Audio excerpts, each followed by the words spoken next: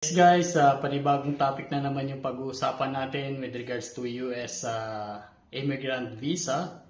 So usually this category, ito yung inaabangan pagka merong monthly visa bulletin, which is the family sponsored preference and employment based preference.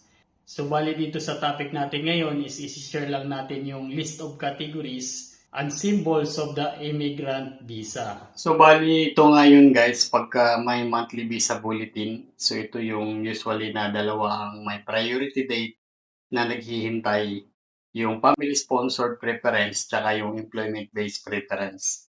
Pero take note lang dito sa family sponsored preference, hindi lahat to merong priority date. So yung may priority date lang nito is nag-start from F1, F3, F4, F2A, tsaka F2B.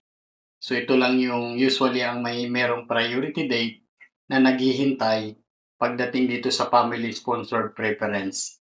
Dito naman sa employment-based preference, so ito nga yung first, second, third, fourth, tsaka fifth. So bali ito yung 5 categories na merong priority date. Pag nag-current na yung priority date mo, then you will proceed to your application. Ngayon, additional information lang guys no dun sa Form I-140, which is ito nga yung Form I-797C. So ito yung pag na-approve na yung filing mo, ito yung marireceive mo. So dito sa section na to, skilled worker, section 203, B, 3, A, then 1. Then dito naman sa immigrant visa symbol, so dito natin makikita yan.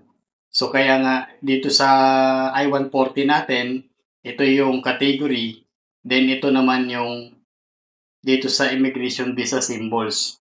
So 203B 3A 1. So bali dito nagmamatch yan yung category pag nag-aabang ka ng visa bulletin, kaya dito sa E3 or dito sa third preference, skilled worker. So bali dito sa example natin guys, if you are an immigrant applicant as a registered nurse, so ito yun. So in summary, ito yung lahat ng immigrant symbols. So katulad ng sinasabi ko kanina, itong immediate relatives na to from IR1 hanggang sa baba, at ito yung mga clauses ng, ito yung sub-clauses ng mga visa which is hindi na required to ng priority date. At the same time, tong Vietnam American immigrant, hindi na rin to required ng priority date including the special immigrant. So from F1 to F4 dito sa family sponsored preference, required lahat to ng priority date to be current para mag-proceed dun sa application.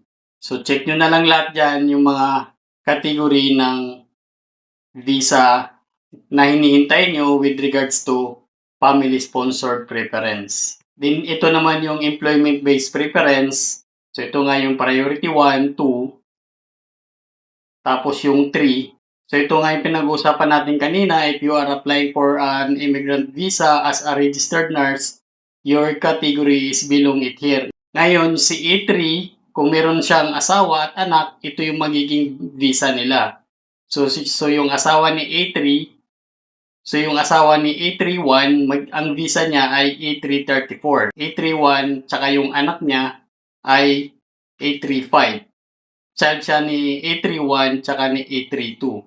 So once again, kung ikaw ay registered nurse, din ito yung dependents mo sa asawa, ito naman yung dependents mo visa para sa iyong child. Then ito naman yung fourth preference.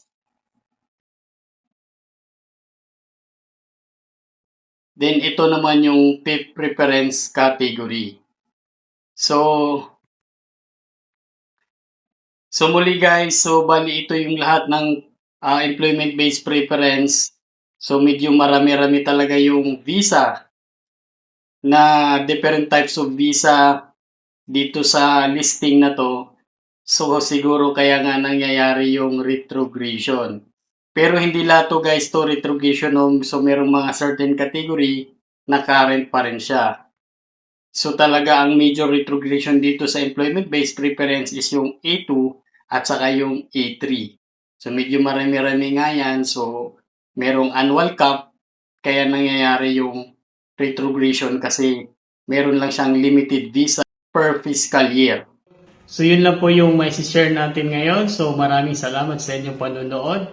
Muli, huwag kalimutang mag-subscribe dito sa aking channel para updated ka for the next video. Thank you so much sa inyong support. See you next time. Bye-bye!